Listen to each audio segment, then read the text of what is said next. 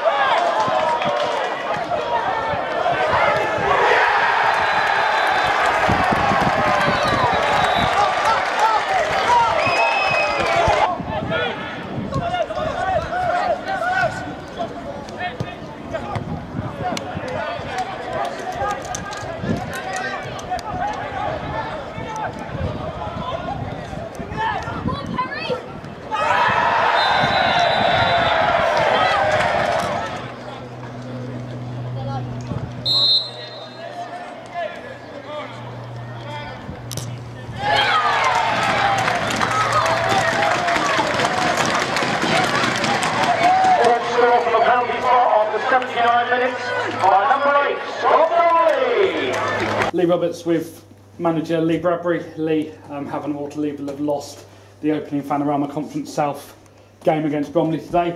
I asked Mark, I'll ask you, what do you feel that the difference was between the two sides? I felt we gave them the opportunities to score.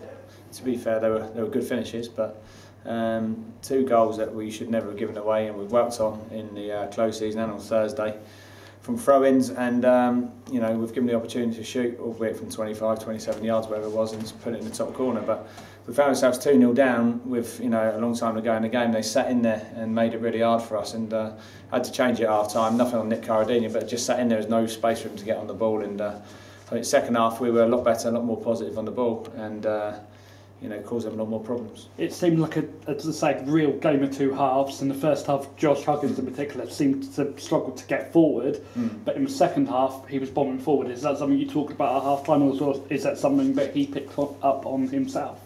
Well, the second half he played centre midfield, so first half he played right wing back. So yeah, he breaking from midfield, he can do that, Josh.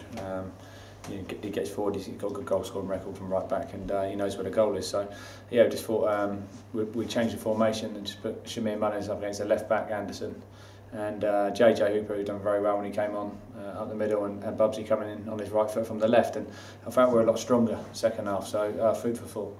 There's one player you haven't mentioned who made his debut today, was Ryan Young. Myself and Tom, very, very impressed with both keepers, but Ryan Young, I feel desperately sorry for him because he's had an amazing game and conceded 3 goals. Yeah, he's made some good saves, and you know, he's conceded 2 very good goals, good strikes, but again, without going over old ground, it's opportunities that we've given them. So I thought the only person to beat us today was ourselves, really.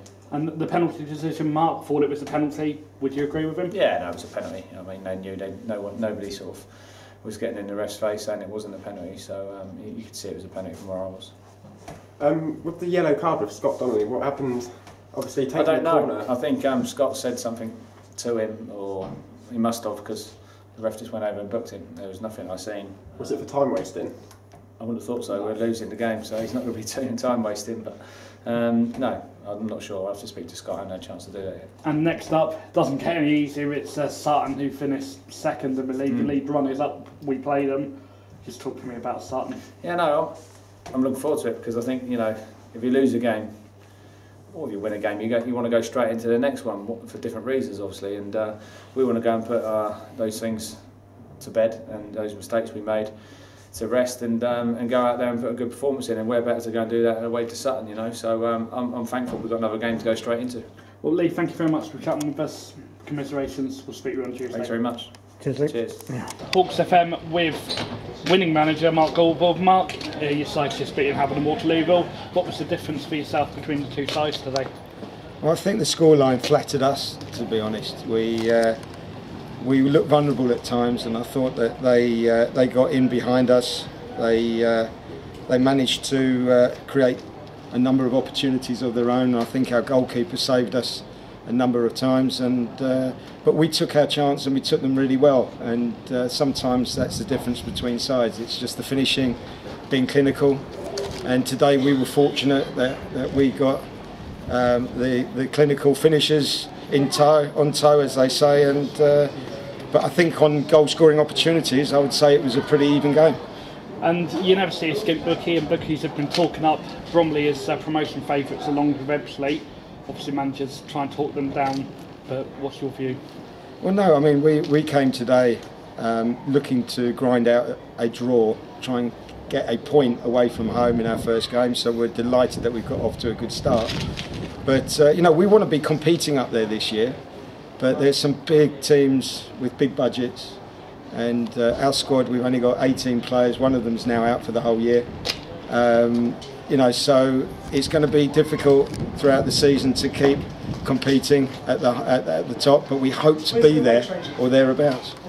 One thing I did want to ask is, obviously you're saying you've only got 18 players, but when 2 of those are sat on the bench, Adam Birchall and Jamie Slabber, that's a fantastic squad. Yeah, I think it's fair to say that this year I decided to spend the money differently, so that I had a smaller squad, but the quality that I wanted to see that could come in from the bench. I think that's where we lacked last year. We couldn't quite get over the line last year. And yeah, I mean, the quality of my bench was, I'm really, really pleased with. But and we needed the bench today. They came on, and they, to a certain extent, they kept us just ahead of Havant. And we had a great look. I think if that 4th goal had been given, I think you know, I might be taking a slightly different view, which I don't quite know how that was offside, but it was a great move, and I think we did play some good football. So I think all in all, I think maybe from an outsider's point of view, I'd like to think that we did show that we played some good football, but I think it's a bit unfair, the scoreline on Havant. And I have to ask, obviously as the visiting manager, your keeper's been superb, but he's not getting his bench for a clean sheet because of the penalty. Talk me through it.